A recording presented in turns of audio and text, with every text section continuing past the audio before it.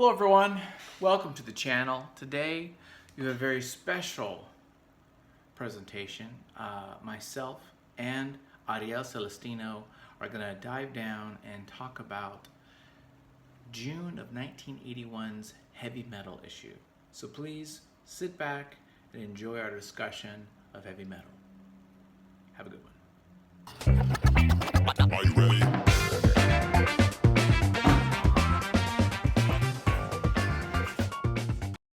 Welcome everybody to the Art of Comics YouTube show. I am super excited to talk to you guys about heavy metal with my co-host, my compadre, Ariel Celestino. So glad to have you back, Ariel. It's good to see you, man. It's great to see you, dude. I'm excited to do this. I've been looking forward to it. You know, if we didn't have this thing going on, we'd have been doing this. So it's good. Yeah, for sure. Do it now. So I'm excited. I picked out this issue of June 1981. I have a stack. I bought one of those long boxes that actually is magazine size, so it's like a little wider. And I got all my like epics and my heavy metals and my Savage Sword of Conan's, whatever. And I knew we were going to talk tonight, so I looked through them. I'm like, well, I want to do early. I want to stick in like the 70s or the early 80s. And I found this one, and it's got like all the big hits. It's got all the big hits. So I'm like, okay, we haven't met together and done a good issue yet in a while. And so I thought, let's get back on track. Let's do this issue because it is very good. There's a lot of worthy discussion points in art. So I'm excited. This is a good issue overall because it's like so 77, 78, 79, 80, 5 years into the run, 4 or 5 years into the run.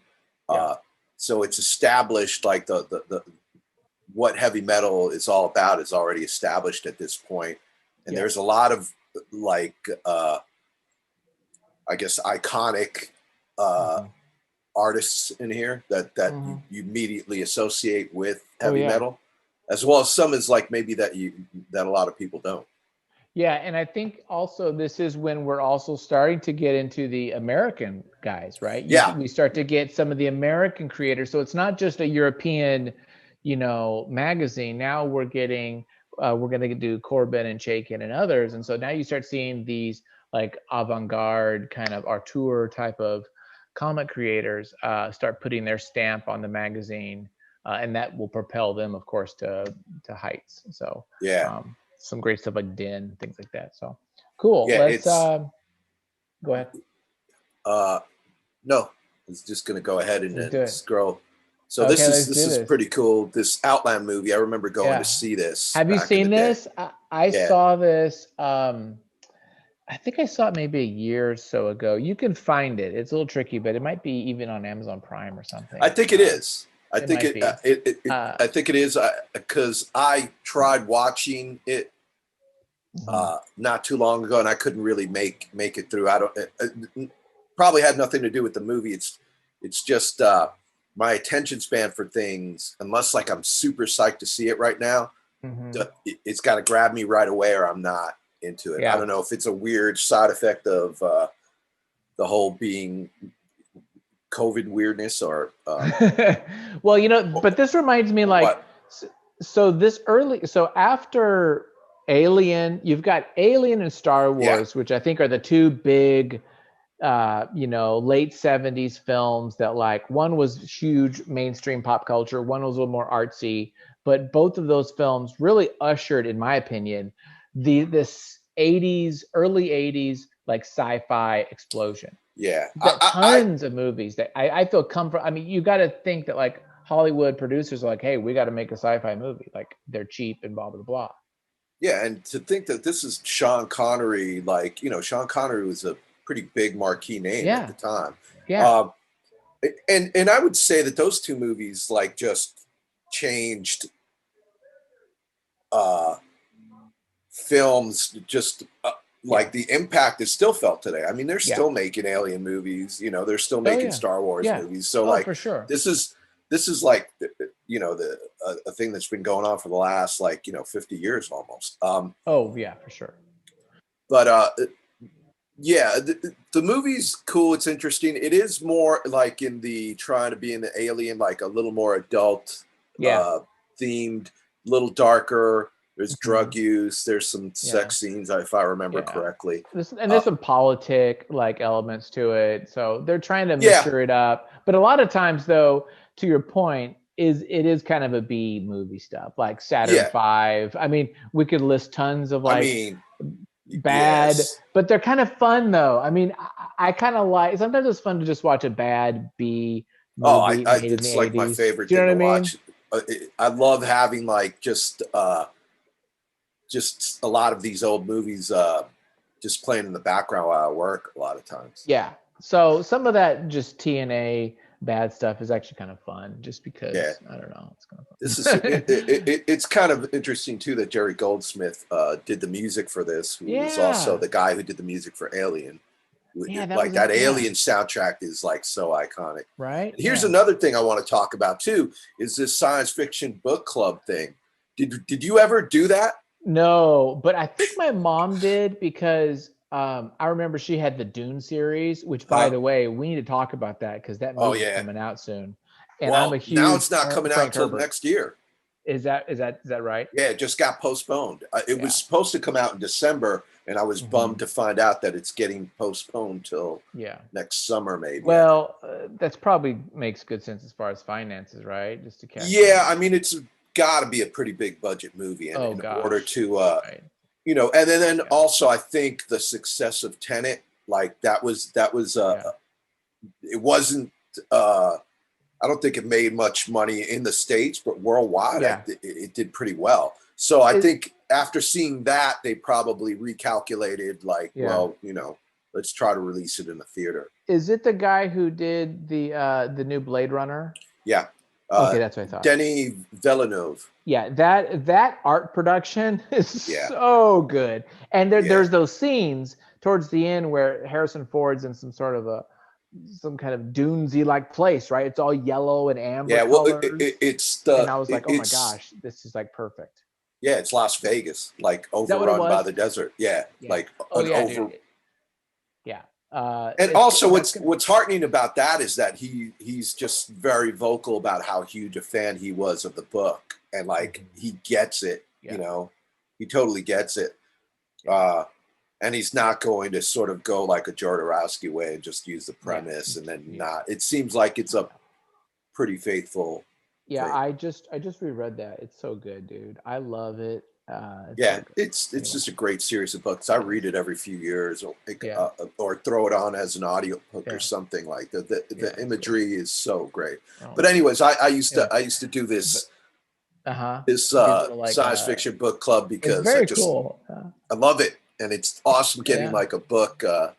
They got Dragon Riders of Pern, Asimov. I'm seeing Hitchhiker's Guide, which is great. Yeah, a lot of my exposure to this stuff was from, you know. That's fun. Yeah. All right, we'll go.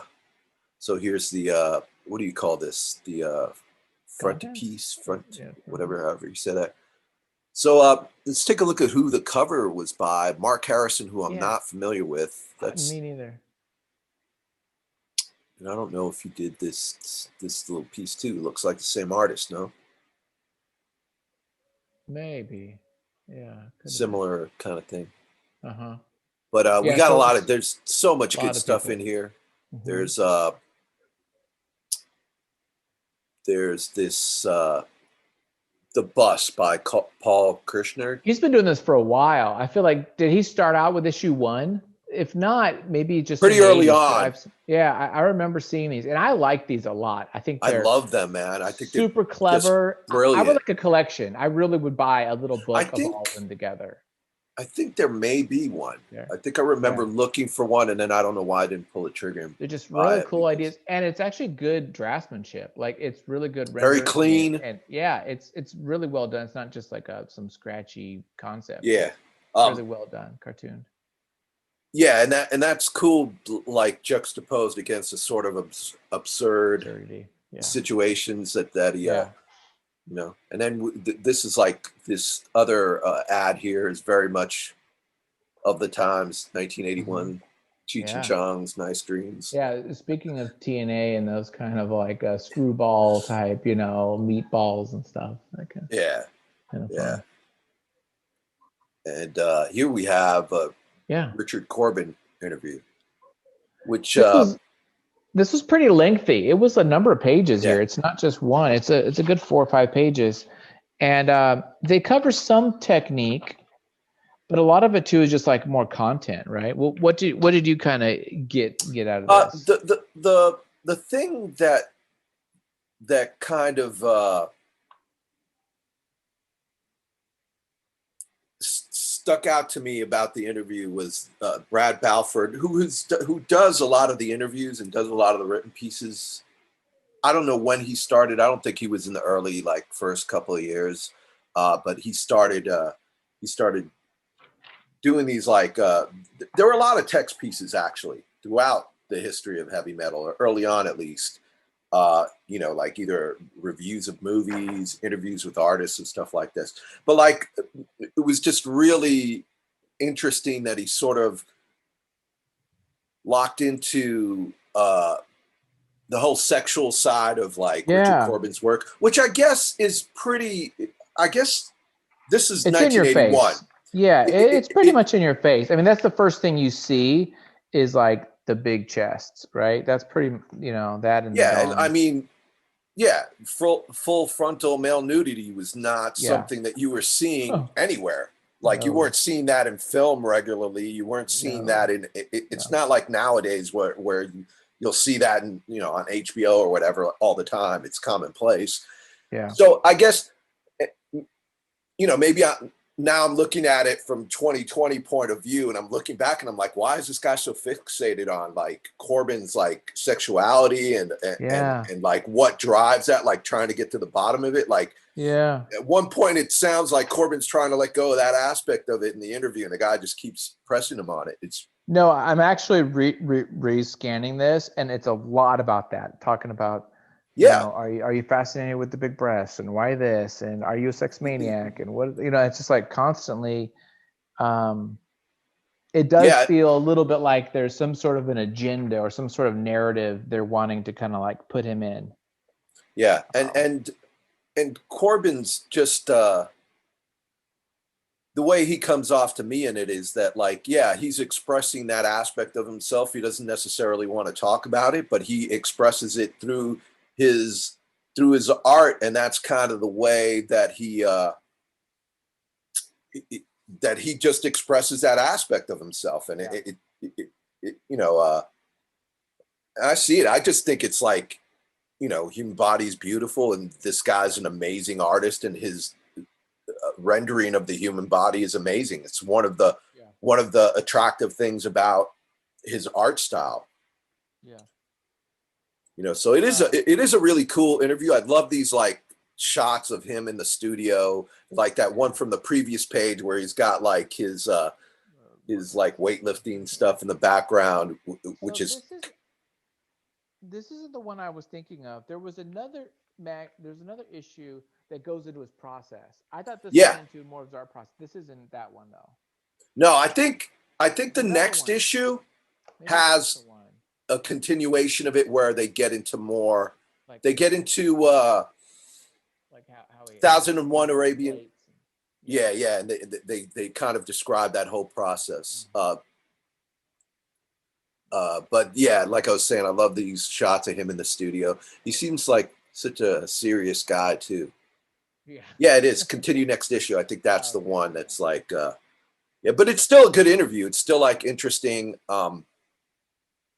He talks about some of the Warren stuff. He tries to get into Richard Corbin's psyche a little too much. I think it reveals more about Brad Balfour than it does about Richard Corbin. But I think a lot of times people want to get to know the person behind the art, because maybe that clues them in on the meaning of everything. But I think there might be a little bit of fallacy to that, because sometimes the person really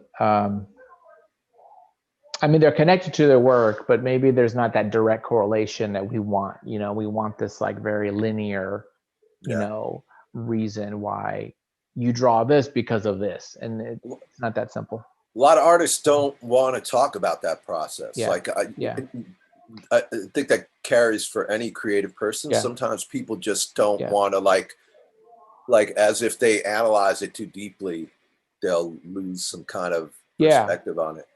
Yeah. Whereas like for me, I'm, you know, I like reading stuff about this, or like, you know, when you get a good interview with somebody, but then it's not always necessarily what you want to hear. And it can sometimes be either, it could go both ways. It could end up like coloring your view of the work.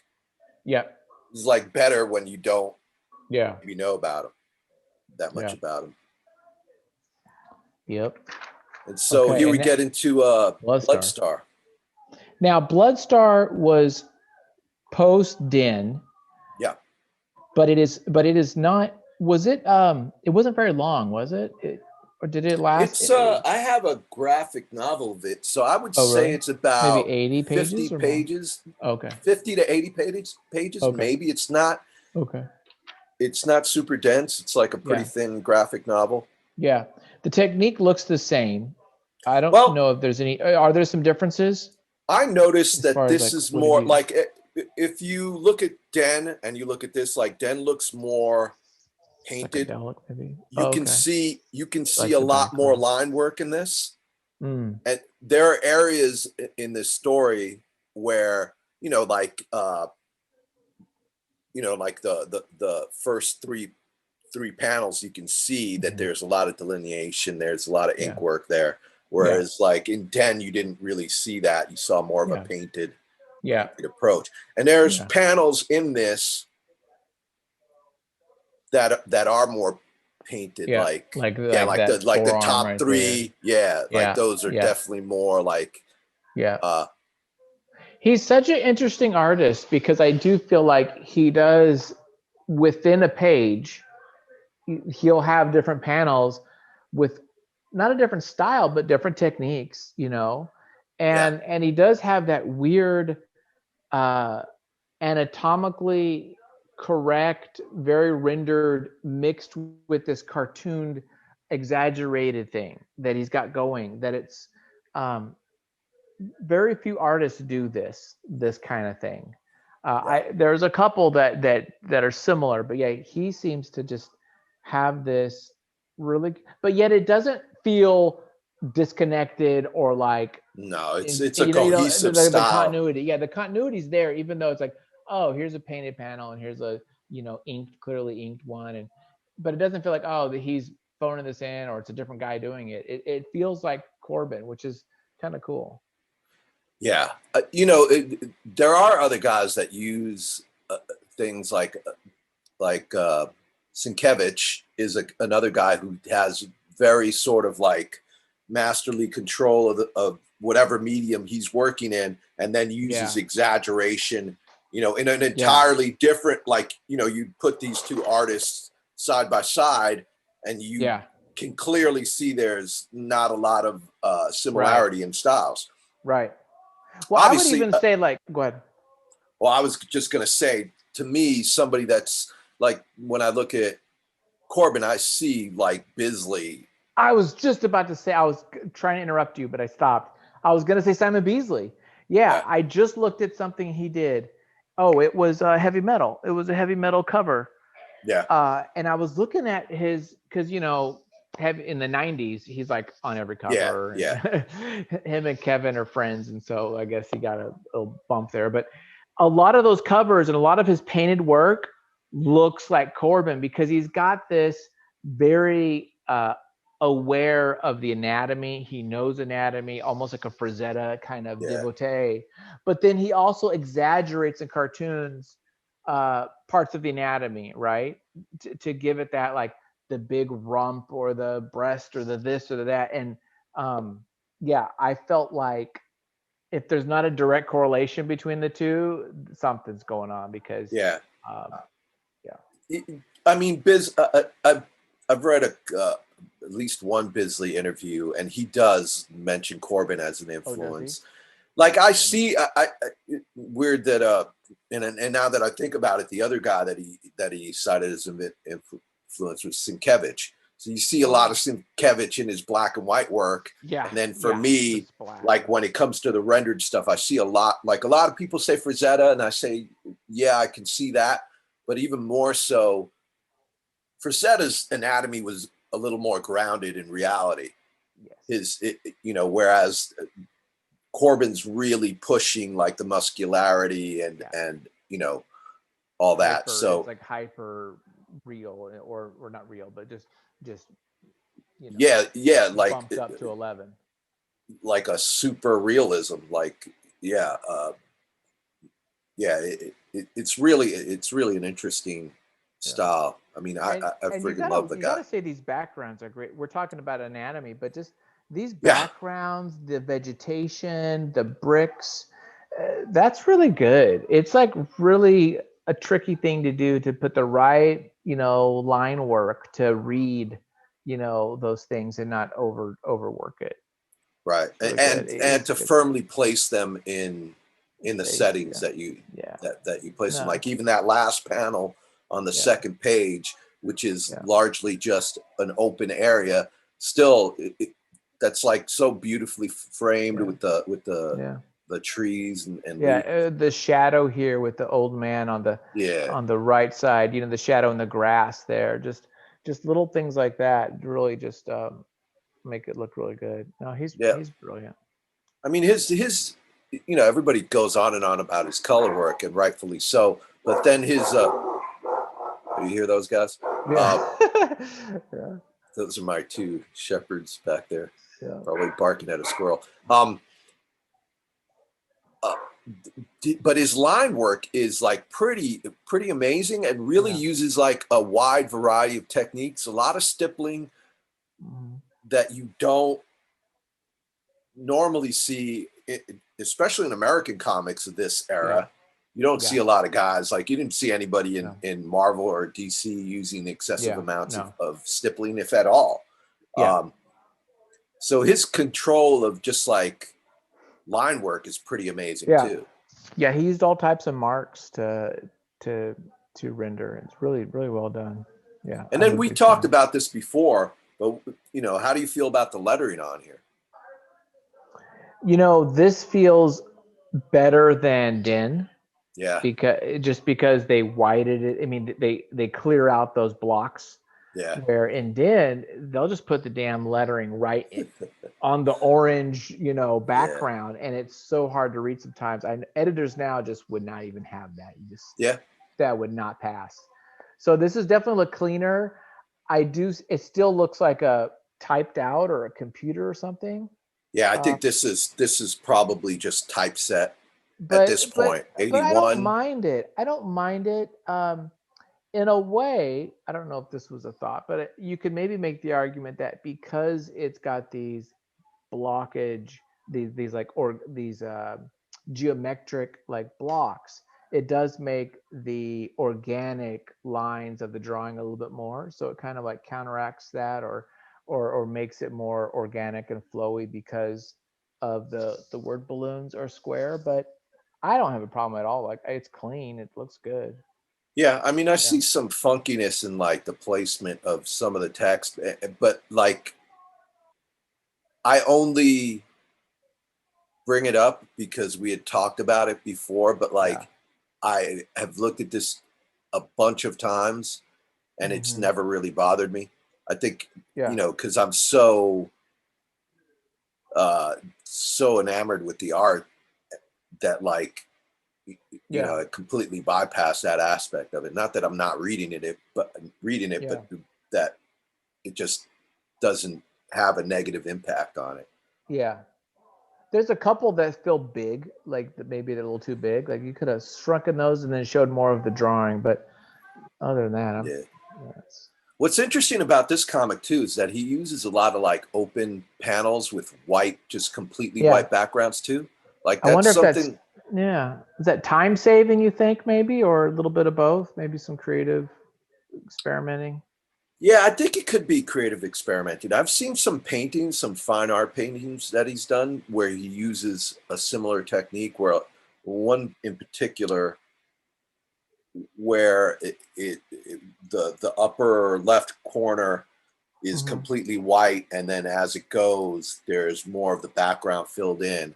Because it's not like he can't draw the backgrounds, like we were just talking about how great they are.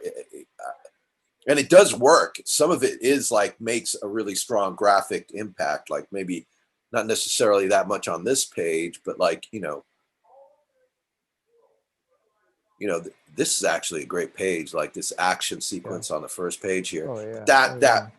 That fifth panel on the first page there is pretty amazing. That's a pretty iconic image right there. Yeah. Some of this stuff reminds me too of like paperback art, like the paperback art that you would see. And what is the art called that's in like the chapters? Some books where there would be a book and there would be like a little like Frazetta drawing or sketch on chapter 2 and chapter 3. Like do they call that chapter art? I'm not sure. Know. I'm making that up. I don't know. Yeah. But some of this kind of reminds like me of those little like kind of sketches you would see like, in the beginning of the next chapter of some fantasy. Well, he's done a lot of paperback covers. Has he? Yeah, I've got a book of his. Oh, that'd be cool. That I have someplace that. Yeah, I don't know. I should have planned better, but that has a lot of his paperback work. And he's great at that stuff too, because it's like single iconic images. Right. It's like a great Corbin cover. Yeah, and then here like you have this great like Lovecraftian monster. Like he's really got that gothic horror vibe, man, when it comes to lighting or like creature design. It's always some kind of like tentacled, weird amorphous creature. Yeah, the folds of the skin of this thing coming out, just really well done. It's just just makes everything look so round. Yeah, you don't just make that up. He's studied different things, right? He studied life and all kinds of different animals and stuff to be able to do that. Yeah, I mean, cool. You could dismiss his art as like whatever you want to dismiss it as. It's sophomoric. It's right, over sexualized, whatever. But like, if you can't appreciate the technique and skill that he brings to the table, it's I don't know. I got nothing for you. So this is another interesting one. Have you ever checked out this Texarkana? I've read these in the issues I have in like the early 80s. And they're kind of fascinating. I actually, the story's pretty good. I like the idea. I like Westerns and I like me too. horror Western. That's, my one book I did was about that. So I love the genre. And the drawing is interesting too, because it looks extremely time intensive because of all the hatching and the cross hatching and stuff. When I first saw this years and years ago, I thought it was pencil, like scanned pencil. It's not. Is it ink? I don't know. That's my question. And I was looking at it last night and I'm going, wait, is this actually just like really, really fine pen work? So, shoot. I mean, I'm looking at my page. It's hard to tell, right? I'm looking at a copy, right? So you never know what the originals are. But I kind of think it looks like pencil. Yeah, I wouldn't. Because some of these pages, either that or it's just the plates or whatever they do to print these out are just light. Because some of this feels very light. Yeah, I was thinking that too. But it's not that he doesn't have control of his darks or lights, because like as you can see on these pages, they read well. Oh yeah. I love the composition of that page there. That's really that one cool. Page is like awesome. Yeah, I love pages like that. Yeah. Yeah.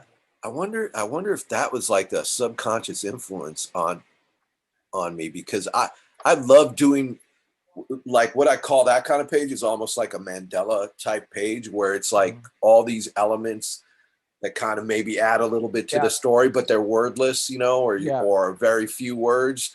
Yeah. Just to indicate like a mood or something that you can't relay in words, because sometimes you can't, But I always dug this strip. I always thought it was like really interesting and really different than other stuff that was in the magazine.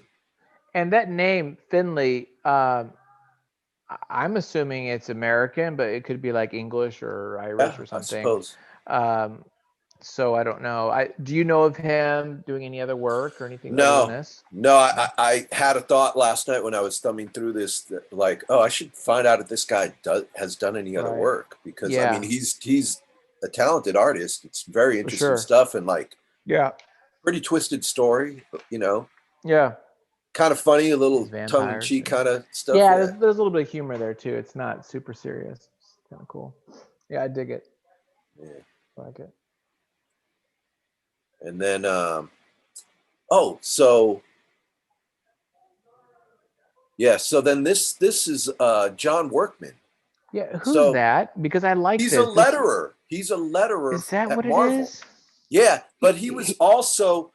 I remember hearing in that Stephen Bissett interview that Workman was the guy that was basically trying to bring in like American artists into, but I had no idea that he was actually, an artist. It makes sense, man. Like letterers, especially back in those days, pre-computer days, not to take away anything from letterers nowadays, but it was, it was a lot of drawn stuff that required a lot of technical skill. Heck yeah. A lot of draftsmanship rather. And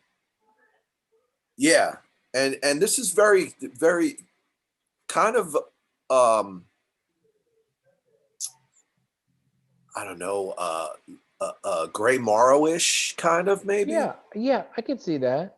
Yeah, or I like like Alex Raymond-ish kind of, but looser. Yeah, I was gonna say kind of Hal Foster, but maybe just because of the period stuff, kind of a but Al Williamson, like all those kind of guys that had that.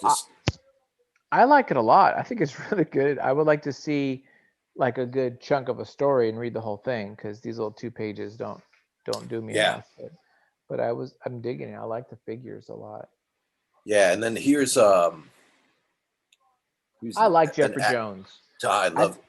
He's great. Have you seen the documentary about him? No. It's a documentary. I've actually got it. I can't remember the name, but it talks about like, it starts off with him. I want to say Walt Simonson's in it. Like all those guys from that era, like that the studio, Barry Windsor Smith, like all those guys, and it even talks about his transition. Okay. So, do you know about that? No, what do you mean? So he transitioned to a woman later on in life. What's her name?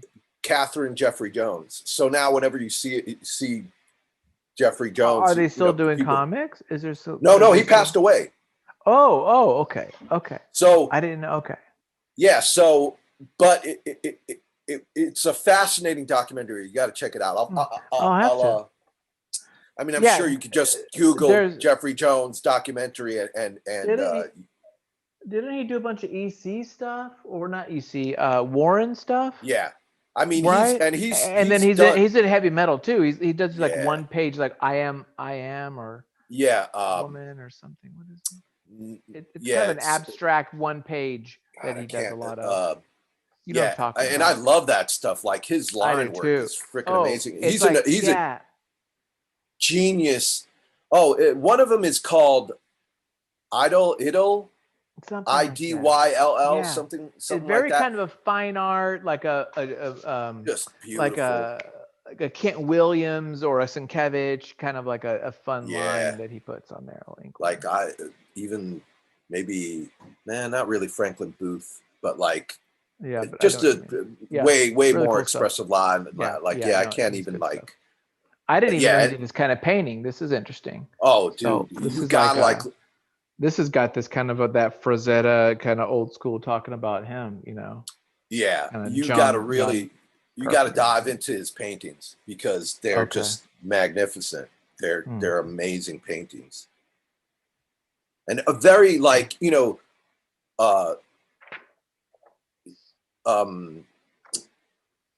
sort of fine art, even though the subject matter is kind of fantastic at times. Like because look at this just one page thing. It's like it's sort of an inversion of the Frazetta thing, like compositionally and the placement of the woman behind the guy and then the guy under her. Like it is really beautiful. Yeah. So here we got like another one of my here's your guy. This is heroes, your guy. man. This is Enki your guy. Bilal is Enki, like this is your guy. I love him, man. I know. I think I told I'm you not once. I'm not as hot on him. I like it, but I'm not as like in love. And I'm not as enamored. But I'm not saying it. I like it. Don't get me wrong. No, I hear you. I mean, I guess you know what I need to do? I need to read this story from the beginning because I've only read little like bits. So I need to read the whole story so I understand what the freak is going on because sometimes I just don't get like I didn't even get Salumbo from Droulet. Yeah. So there's these European stories I'm just like I'm not comprehending. I'm like I can't absorb what they're trying to tell me. I kind of cut it a lot of slack in that department because I just like his artwork is just so amazing to me. Yeah. He actually directed a couple of movies. Oh, really? Yeah, there's one called Immortal AD, and it's actually a film version of this story, but it's but twisted around and with really bad like CG animation. But it's like one of those B movies that I'll throw on and just like just trip out on. But I love his. I mean, he did everything on this. Like he wrote it. Yeah.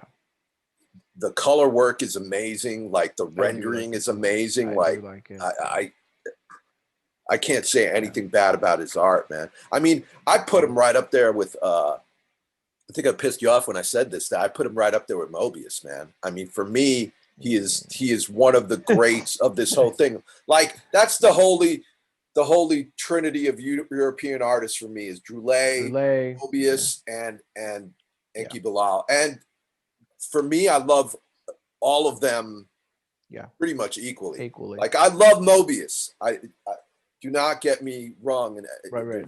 No way I'm denigrating, but like I love these guys just as much. Like Droulet's like 3 distinct styles. Yeah. Coming out of the Belgian Franco comic tradition, and they're all amazing artists.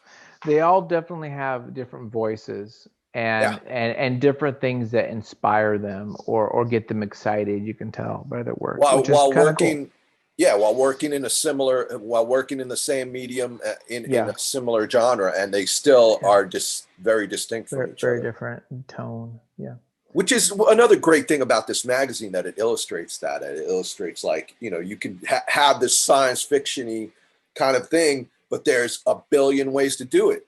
Yep. And the thing that I get from these guys is they all follow their individual voices, their individual, what they were after. They're not like clones of each other in any kind of way, even though they're sort of, I know Droulet and Mobius were contemporaries. I think Enki Bilal came a little bit after. Yeah. But that's just inspiring to me. That's one of the great things about this magazine that I would say it opened up my eyes to making sequential art that doesn't have to look like the stuff I was exposed to as a kid, or what most people view as comic books, the Marvel or DC stuff, the super well-known stuff. And being exposed to this was like, oh, you can do it any number of ways, like from Bloodstar to Texarkana to this. Yeah. Oh yeah. there was no, at the time, there was no real, like, that much variation in American comics, in my opinion. Yeah. No, for sure. Yeah. So this is the crazy Egyptian gods come to Earth. They're actually aliens. And they have to possess this guy for some reason. I can't remember why. I need to reread this. I have this like collected like 3 different versions of this this whole story. That would be good. It would be good to get it all in one chunk. Yeah. Some what was this? Written piece, but I never read this. Like I didn't either. I'm sorry to say. I mean, it could be interesting. Yeah, it could be like, it probably could be the best thing, but we didn't read. Yeah, but like I would do this kind of, like, those skulls are interesting. Yeah. Like, but I don't, I would basically. Is that Chris Achelos or this one here? Yeah. I don't know. I know that's a cover. It might be the cover for like the next issue or something like that. I think I know that artist. I think I've seen that artist before. It's a cool costume. Yeah.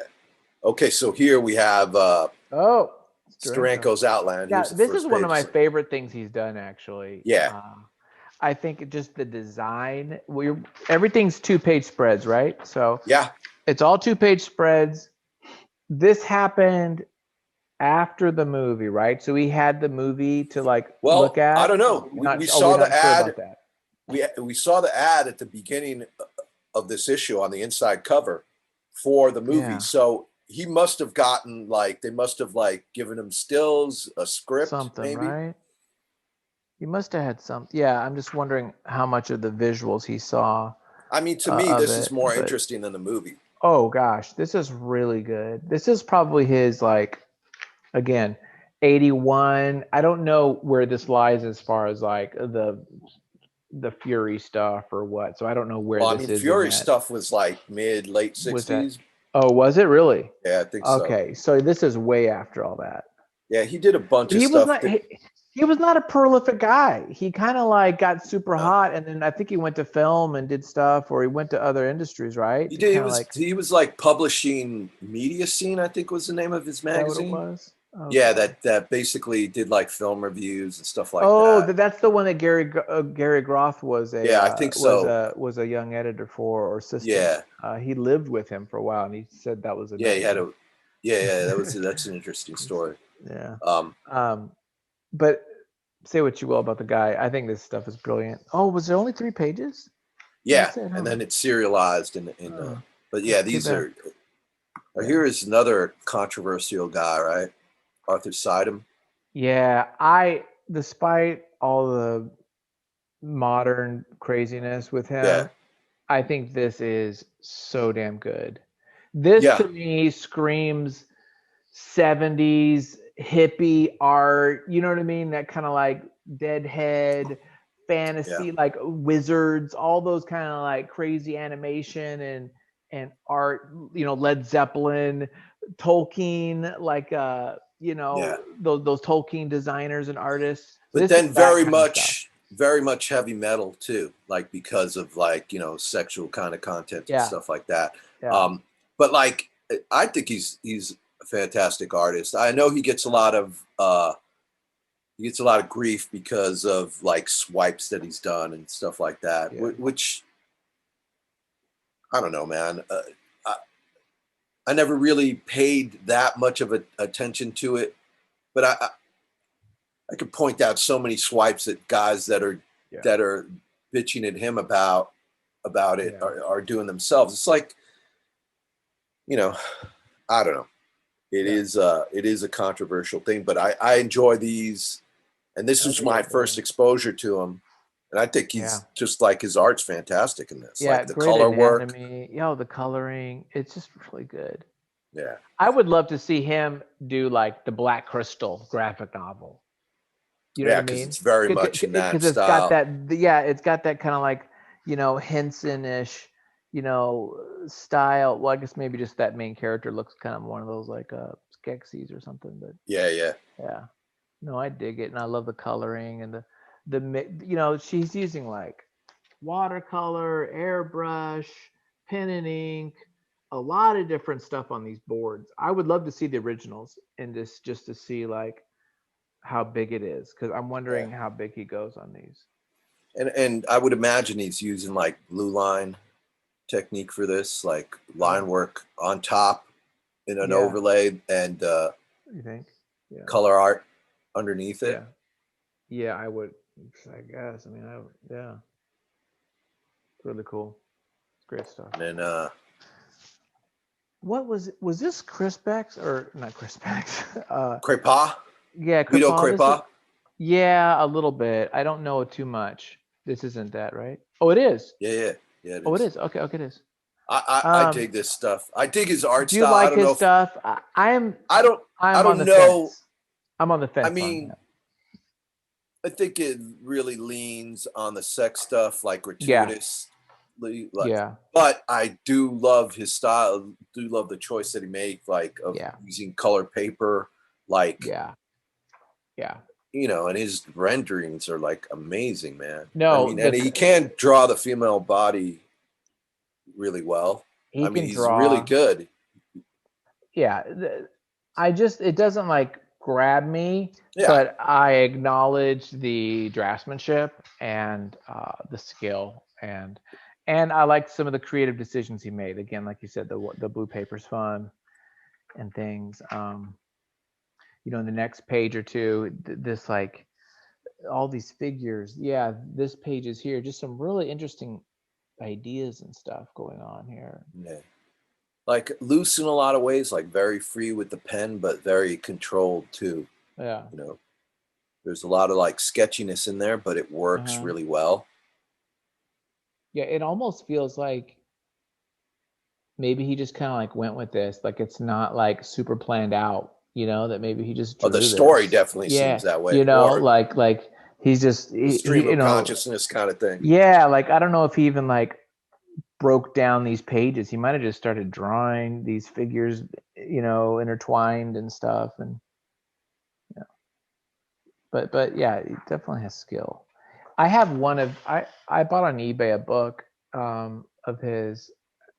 I can't remember what the name of it is, but I know there's a couple books that like is his stuff that like the two get, which I don't have, so maybe I need to get some of that. But yeah, and then there's this changes strip that I think started. This is like an ongoing serialized thing. I think this started. Yeah. And I was never that much into it, but like looking at it again, like I kind of dig some of it. Well, you were talking about that kind of pointillism stippling. He's got a lot of that. He's using that, which is fun for the clouds or whatever he's got going on. Right. Like the coolest thing about this is just the different, like one style being juxtaposed against another. Yeah. Like that's what I kind of got out of this, but I was never really, it didn't like hit me like Corbin. Yeah. I feel like this is like the up and comer, right? This is like the guy coming up. Yeah, I don't. This is another guy that I'm not super familiar with, but like I liked this. I thought this was pretty amazing. This is like another level of work. Almost like etchings or like well, what do you call the other thing? The blackboard where you scratch away at it. Like I'm blanking. I know what you're talking about. Yeah. I know what you're talking about. I like this. Yeah, I mean it's pretty. This is kind of cool. Amazing. As opposed to what we just talked about, this I feel feels planned out. This is like okay, these are images that have a meaning, and they're cohesively coming together to tell some kind of a story or message or feeling. Which I really like. I appreciate that kind of thought into it. Yeah. Some people, but like going back to the Crepa thing, some people dig ambiguity, like in their storytelling or reading things that are ambiguous, and so they could read in their own meaning into things. Like That's true. You know, it's a matter of taste, I suppose. Like I occasionally like some of that kind of, it's like, what the F did I just read kind of thing. What do you think of César? I really like his stuff. I like too. I like that he puts himself in his own comics. Is that him? Is that supposed to? Is that him? Yeah. So, which I think is pretty cool. It is fun. And he's a great artist. Very Mobius influenced, I think. Well, some of this looks like that Yellow Submarine kind of style. Oh, right? yeah. Right? I mean, I was looking on that first page with the guy in the white suit in the bottom there, and he's got that kind of like, I don't know, for some reason the line work and maybe the coloring just reminds me of a little bit of that like old, I don't know, 60s or whatever kind of style. I think some of his other stuff, he's done he's featured a lot in this magazine. Mm-hmm. And this line work looks very airy compared to some of the stuff that he does. Like he'll use a lot bolder stuff. Yeah, he doesn't kind of have like a crumb to look, me, like, or am I thinking of somebody else? I thought I remember a story with he got a very crumb like. I didn't make that connection, but now that you mention it, like, you know, but I also see a lot of Mobius in there, which I would think would be a more, you know, maybe obvious influence. Mm-hmm. But yeah, I mean, you could draw some parallels between Crumb and Mobius too, and like their hatching and stuff like that. Yeah, they're both masterful at it. They're both not a wasted line in all the hatching that they do. Just super hard to pull off. Yeah, I love this panel here. The first panel with the bald man with the sunglasses. That is like, really cool. That is really neat. It's just a neat graphic, you know, and it's so disturbing compared to the way he's drawing everything else. Just like boom, very like 1984 kind of a vibe. And then at this point, they're selling back issues of Heavy Metal for like. Dude, I like this.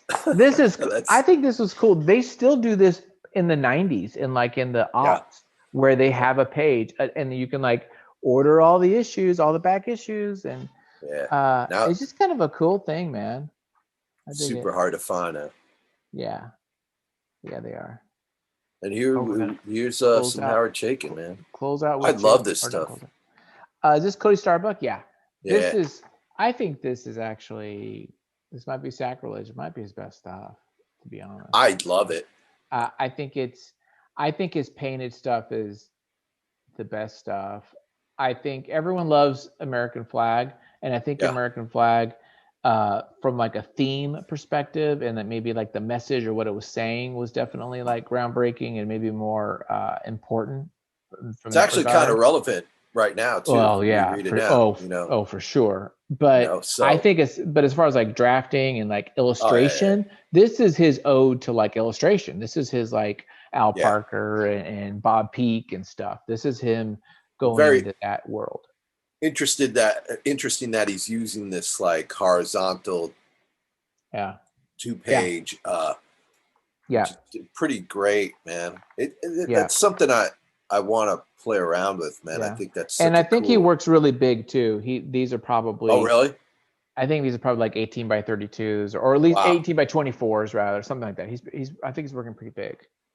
I mean, I could totally see where that would be beneficial with this stuff, especially like with the spacecraft stuff and cleaning that stuff up. I mean, look at that spacecraft. That's amazing. That's really well done. That's like, it's awesome. You know, that looks like a Star Wars ship, you know, that a model or something. And just always, you know, with the just incredibly like Chaykin and Steranko, two guys that are master designers. Mm-hmm. That you know, are great illustrators, but like their design makes them really stand out. Mm-hmm. And both guys that are very much into fashion, like they're the wardrobes in both those guys' work is always like top notch, amazing, like film level thought going into it. Yeah, there's a lot. Chaikin has scrap files of costumes for every period. So he'll have a big folder of like the 20s, the 30s, the 40s, and like so, and that's what you did back in the day as an illustrator. You create these big like cabinet morgue files they call them, right? Yeah, morgue or scrap and basically it's all your reference. And so costuming, very important. They're into it. Really cool. Yeah, I dig it. I think that the problem, of course, with this stuff is it just takes so much damn time. Yeah. And it's like, when you look at time versus pay, and you do a pen and ink work and get paid X, and you do painted, it takes triple the time, but only maybe double the pay or 1.5 the pay. It's just like, you got to go. It's got to factor in. I think this stuff is more like a labor of love kind of thing. Yeah. I don't know what I've never read this whole story, and I know it was collected at one point. It's hard to find, I think. I don't know how long it is, but it would be fun to have the collection of Cody Starbuck. Yeah, and here's a little bit about some music, right? Or William Burroughs up there on top. Yeah, I would like to read Raw. That would be something I'd want to grab some old Raw issues and go through them. I think that. I don't have any of that stuff. I have some of it. Do you? I have a couple. Yeah, I have some, not first edition stuff, but like, later on when I found out about Art Spiegelman. Mm-hmm. Oh yeah. And that whole thing. Yeah. Okay, give me your thoughts on this guy, because every issue I have, I go tier at the end, and then I just thumb through it. I do too. I don't think I've ever read it. I try to read it, but I can't read it because I don't know what the freak is happening. I don't get it. I don't understand it. But it's fun to look at. Yeah. Like the renderings are just, it's just, that really shit cool. Crazy. Like there's this guy, like this goof on, Ron Reagan. Yeah. With a Beatles haircut, and then as Caesar. Imagine. Yeah, I know. Imagine like people were criticizing Ronnie as a Hollywood non-pop as Caesar back in those days. Yeah. Some of that stuff's almost photorealistic too. Like he's really like right there, really good. The second page with that face. I mean, that stuff looks like, wow, that looks. It looks really very good. referenced. Yeah, like I'm assuming he's photographing all this stuff and using that. I'm gonna go there and say that. So, and that's not bad, but you can definitely feel that almost pasted up look, and maybe that's part of it, right? It's kind of that pop art. It's got a little bit of that like Warhol-ish kind of like. It works. It's so weird that it's so weird and idiosyncratic that like you can't help but like, look at this stuff and just go, I don't know what the hell's going on, but it's definitely cool looking. Oh, very much so. Yeah, I'm a fan. Yeah, and I never remember this guy's name. I don't either. Let me see. And I don't think it's not really. Where is it in the back? What is this called? This is rock opera or something like that. Rod Kierkegaard. Oh, Rod yes, Kierkegaard that's right. Jr. Yeah. Kierkegaard Jr. Okay. And then it ends up with another 6-panel bus. Yeah, so good, dude. So good. Yeah, I really like this guy's work. I think he's still working, if memory serves. I don't know if he's doing like what he's doing. Yeah. That was good. Yeah. Thank you so much. I really appreciate it. That was a lot of fun. That was good to go through this. Again, if you guys don't have these early 80s and like the 70s and 80s, dude, these are really good issues. They really are. And I actually just recently went through on the channel an issue of just like a couple years ago. It was like 2017 or 18. And it was surprisingly good too. I think there's this dip. There's this dip in like the late 90s, the aughts.